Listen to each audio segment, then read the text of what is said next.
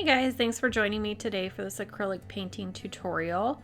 Check the description box below, it'll have a list of the supplies and materials I used for this acrylic painting. So I started off by creating a background for this, and the tan color that you see on there is a mixture of titanium white, yellow ochre, burnt umber, and raw sienna. I just did a nice even coat on that, let that dry, and now I'm going in and adding the foreground, kind of the floor that the gnome is going to be sitting on. And that is just a mixture of raw umber, a little bit of, or burnt umber, a little bit of Payne's gray, and burnt sienna and titanium white. Just adding some different values to that using horizontal brush strokes. And towards the edges of the canvas, I want to make sure I keep that nice and dark so it gives it a nice vignetted look to it.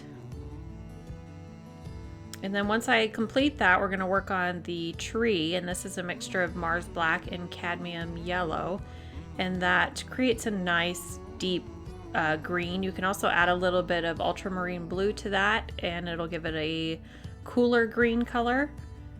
So I'm using a filbert brush with this and just creating the basic tree shape, dragging my strokes out a little bit. I wasn't looking for a realistic tree since this is a gnome and gnomes aren't real.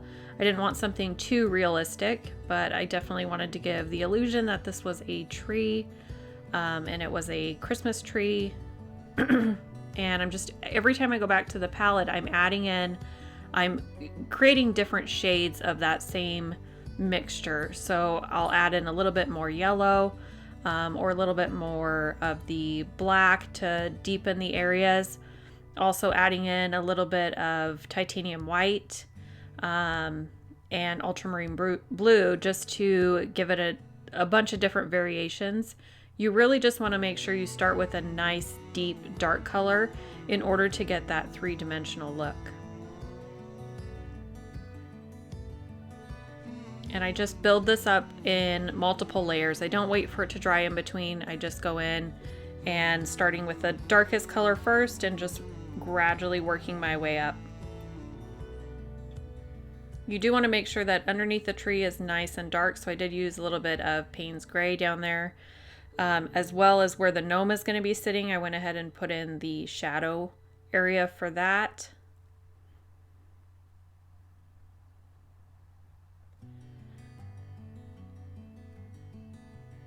And I used the Saral transfer paper to transfer on my image. I went ahead and created the gnome in Procreate and then printed that off and just transferred the image that I drew onto the canvas. And so I'm starting in by blocking in his nose. You can really start anywhere on this painting. I just like to block in the nose first for some reason whenever I do gnomes.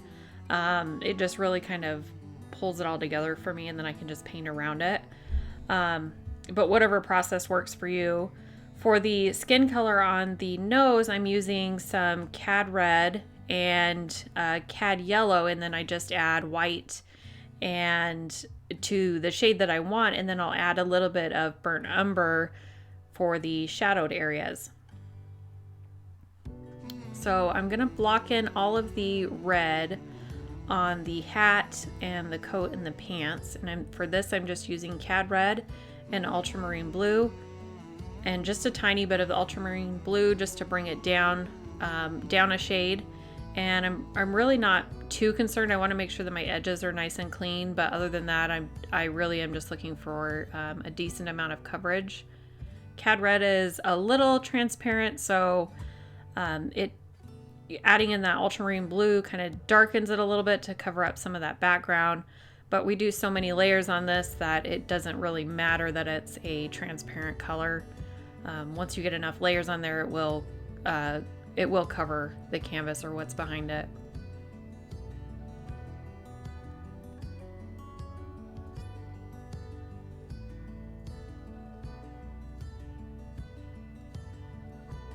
And for this application, I'm just using a small filbert brush. It seemed to work best for me.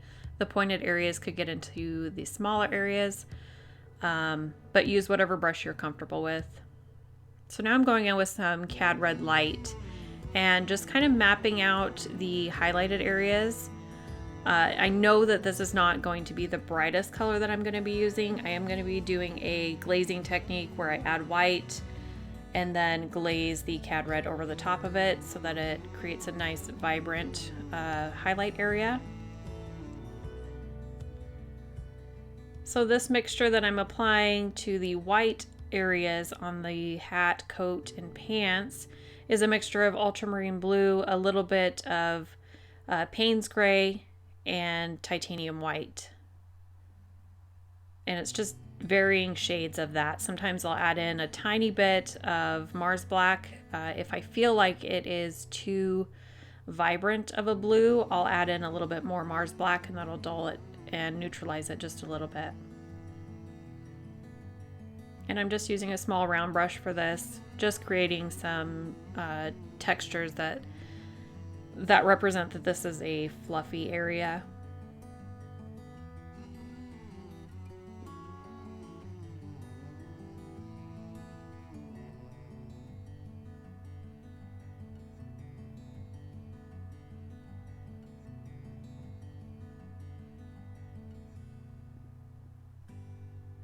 Once I get that blocked in, I'm going in with the glazing technique, and I'm using pure titanium white and adding white to all of the highlighted areas that I want to be the brightest on the hat, the coat, and the pants.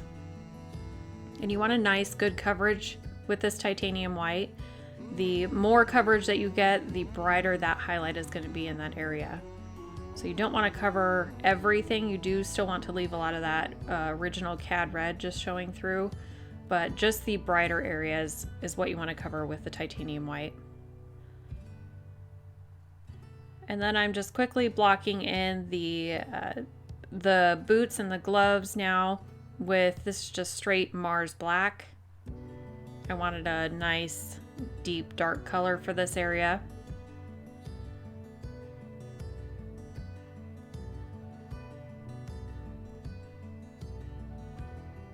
And I take a little bit of titanium white and add a little highlight to that while that paint is still wet.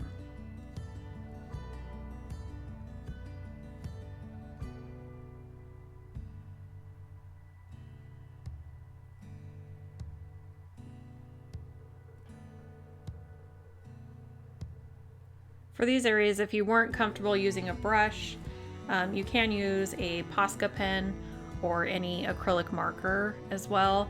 That will allow for nice clean lines that some people find easier for these small areas to use the Posca pen for. It's all just about preference.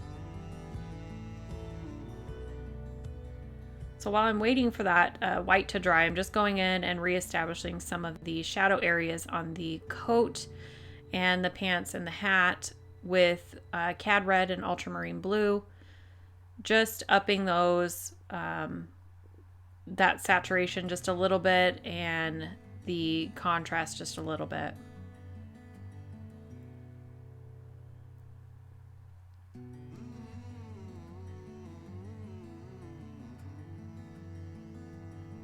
And I know that the beard is going to go over the top of his pants, so I want to make sure that there's a nice dark shadow there to represent that, because once you get the beard in with all of the hairs and everything surrounding it, it's harder to get a shadow in there. So I'm doing the same thing and darkening up some areas on the hat just to give it more of a three-dimensional form.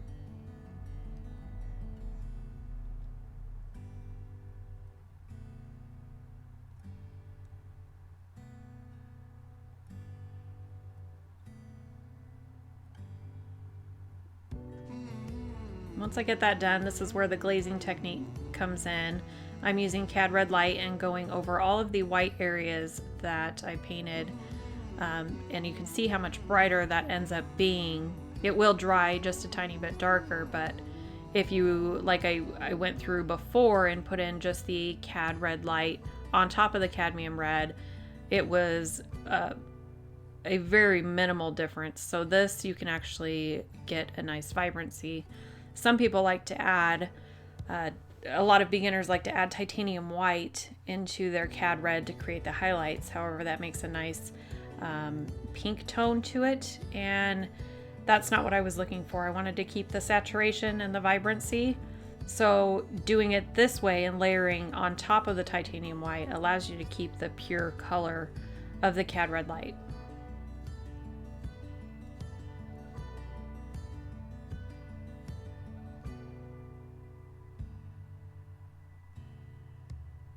And I'm adding some highlights to all of the white areas now with that small round brush. And I've actually warmed up, this isn't, it looks like pure titanium white, however it does have a little bit of yellow ochre in it just to warm it up. If you didn't have yellow ochre, you could use just Cad Yellow, and it's a very minimal amount. It's just enough to create a little warmer shade to it. The coolness of the shadows in the white areas is a good contrast with the warmness of the light areas. So try to keep that in mind when you're painting, is you want that, not only do you want value contrast, but you want color contrast as well.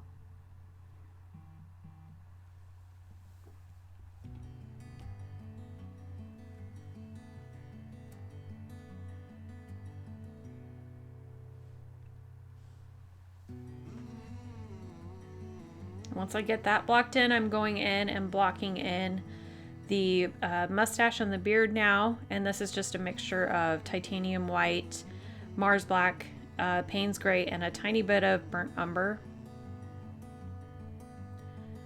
Just a lot of varying tones, pretty much. I'm starting out fairly dark with this, and you'll see I start layering on a little bit lighter until I get to where I'm almost pure white. And really, when you're painting any kind of object, that's generally how you want to start. There are some mediums that require you to work from light to dark. However, with acrylic painting, I find it a lot easier to go from dark to light and build up those layers gradually.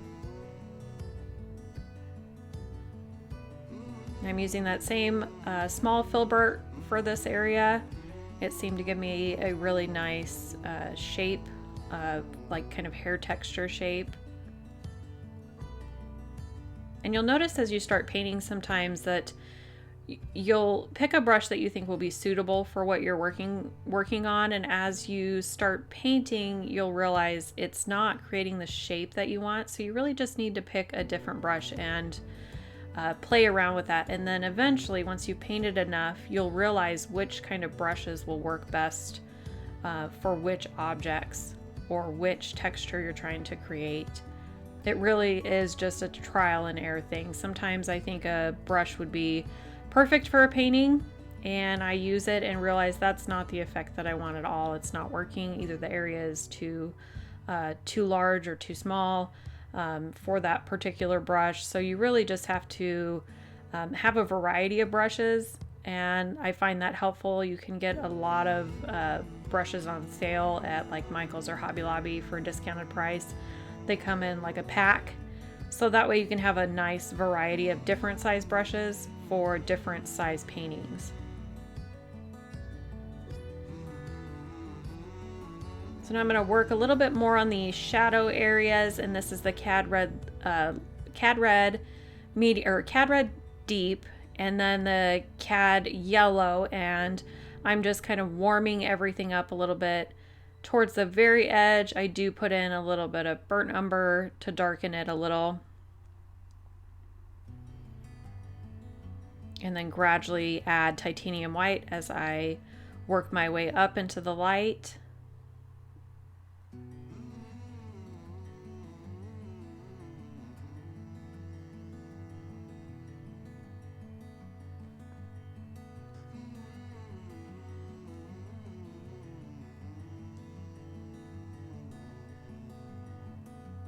And a small area like this is a little bit easier to work with when it comes to blending. Acrylics dry so fast that a lot of times you don't have enough time to get proper blending, which is where the layering techniques come in. However, since this is just a small skin area, I am able to blend and merge all those colors together a little bit easier.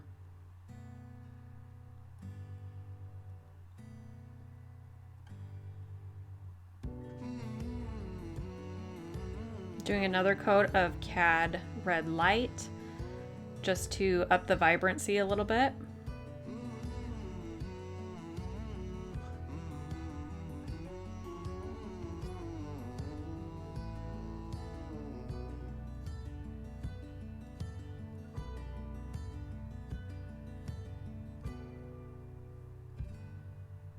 I want to make sure I have a nice shadow underneath the gnome. It would be casting a shadow in that area, and it kind of helps seat him into the ground there so it doesn't look quite like he's floating.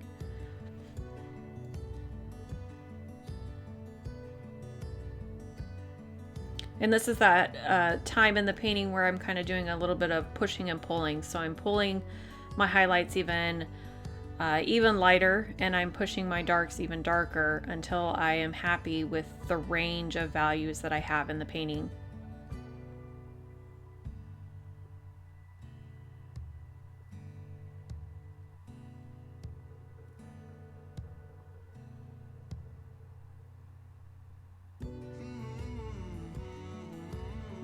Wanted to elevate that highlight on the nose a little bit more, give it a more distinctive highlight on that area to pull it forward. And something to keep in mind when you're using your lights and your dark colors, whenever you have something light or closer to white, it's going to pull it closer to the viewer. So if you want something to recede, you need to add the darker colors to push it back. If you want something lighter, you need to, or something closer to the viewer, you want to use something lighter. So this is the Posca Pen. I went ahead and drew this on with a pastel pencil first, just to map it out, and then went with the fine point of a Posca Pen and drew on the cord for the lights. And you'll see I didn't film this next part, but I did use a larger tipped Posca Pen because I wanted that black area to just be a little bit more noticeable. So it just made the strand a little bit lighter. So I'm going to add in some of the lights on the string, and I'm just using titanium white to create a nice base.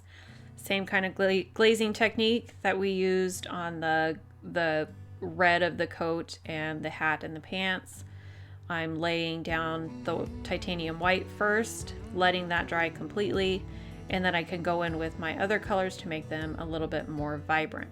Now for this colors on the cord, I'm going to be using the Holbein Luminance paints, and they're very vibrant. They're very translucent, but they're very vibrant. And you can use just fluorescent colors from Liquitex as well. There is some ranges that they do have. I do end up using a fluorescent green that is Liquitex. However, for the vibrancy that I wanted for these lights, I really preferred the Holbein Luminance series. So if you look in the description box below, you'll notice a link that has the Holbein paints where you can purchase those. You can use them for all sorts of different techniques.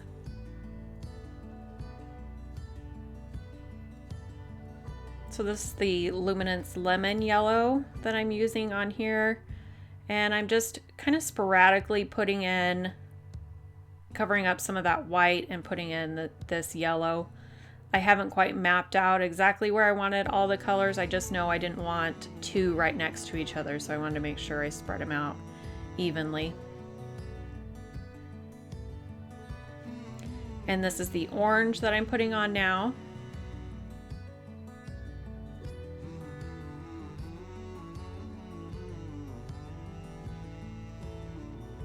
And then the red, and you can see I'm kind of alternating, making sure I'm double checking that I'm not going to have two right next to each other.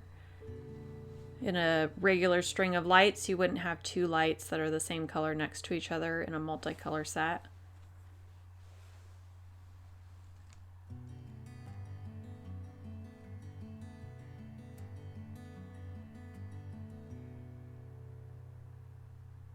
And the camera really doesn't pick up the vibrancy that these Holbein paints have, but if you decide to get one tube of them, to even just try, you'll immediately see a huge difference that you cannot get that vibrancy with any other paint from Liquitex.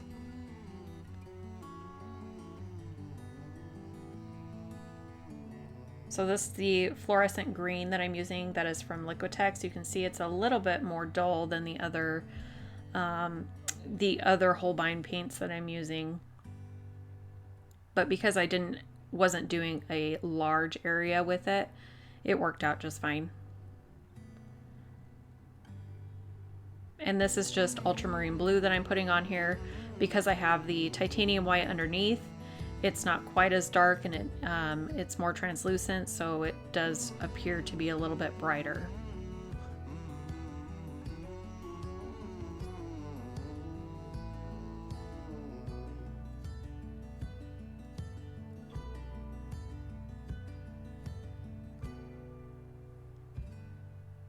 Doing one last pull for these highlights. Want to make sure I pull some of the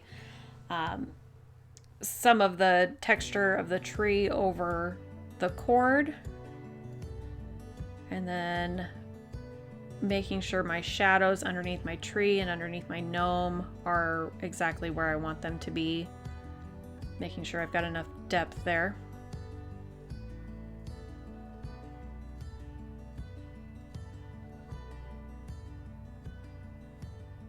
And just to pull the viewer in a little bit, I'm adding in a little bit of titanium white with that original mixture that I had, just to brighten up this foreground area to really accentuate him.